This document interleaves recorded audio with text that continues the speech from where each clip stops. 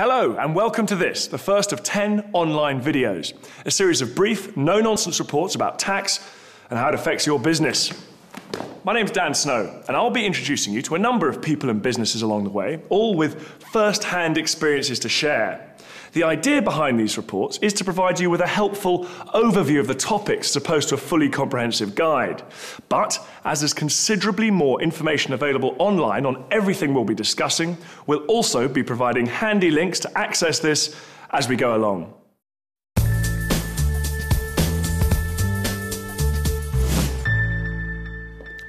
Setting up a new business is a big move by anyone's standards, and choosing the right way forward is about finding out what's right for you and your personal circumstances. To help you think about this, let's take a brief look at the various options. Like many people, you might decide you want to become self-employed. But what exactly does this mean? Charles Armstrong sends us this report from Yorkshire. One of the quickest and easiest ways of getting your own business going is to become self-employed. Mark Stanage did exactly that some 6 years ago, performing dangerous stunts to thrill audiences at events all across the country. I've done car stunts, motorbikes, blown myself up in a coffin, explosions, climb up various towers or buildings and set fire to myself and come plummeting to the ground in bolly flames. It's quite a varied show. I asked him what the main advantages were of being self-employed. I love working for myself. I like the freedom to be able to do what I want, when I want, and not have somebody dictating to me, when I can work and when I can't work, It's nice being in charge of yourself. And although Mark's a man who's prepared to take a risk, he definitely prefers to play it safe when it comes to his business. When you become self-employed, it's very important to do everything by the book. The first thing that I suggest you do is contact Revenue and Customs and make them aware that you are self-employed, because if you don't, you do run the risk of a penalty. And he's right to point this out. It's absolutely essential that you tell Revenue and Customs as soon as you start self-employment. Whatever type of business you set up, it's really important to keep your books in order and sort out your tax on time, especially as self-employed people like Mark pay their income tax and national insurance through self-assessment. Also remember, you're always personally responsible for all your business debts no matter what. That means your earnings and assets, including your home if you own one, are all at risk if you get into unmanageable debt. However, if you're anything like Mark here, you'll have no problems looking after yourself. This is Charles Armstrong reporting. Now back to the studio.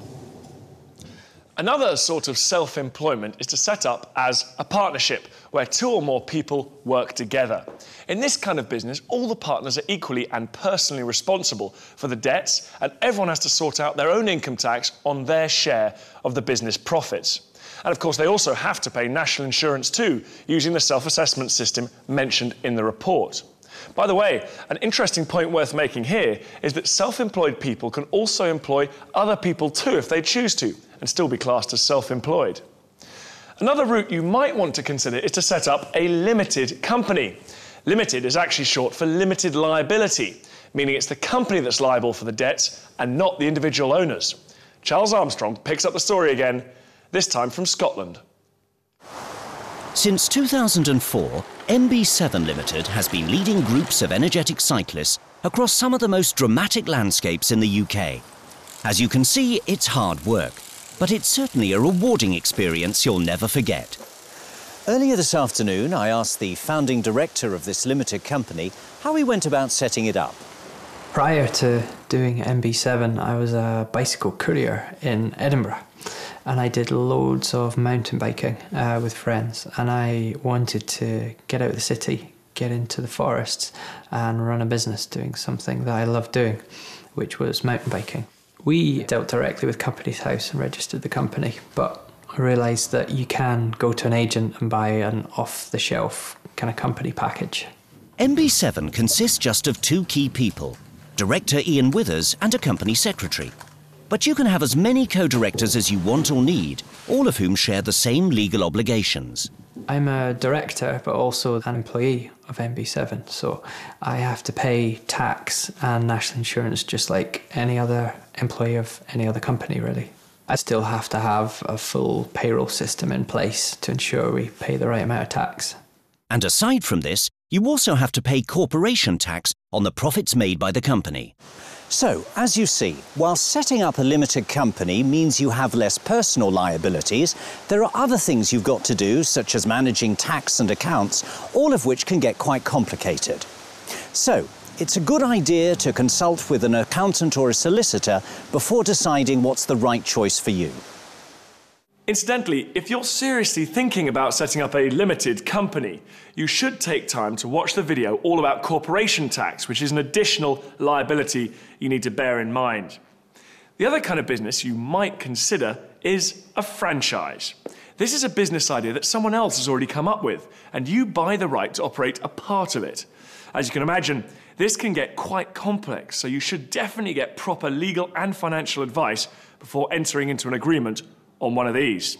If you're interested, there's a lot more information about franchises on this website, which you can access after you've watched this video by simply clicking on the link provided. Okay, so there's some of the options you have for your new business. Now you can start thinking about which one best suits your plans and aspirations. At the same time, you might also be coming up with some ideas for a name for your venture too. But there are some important basic rules you need to follow on this, which you can find out about if you click on the relevant link after this video is finished.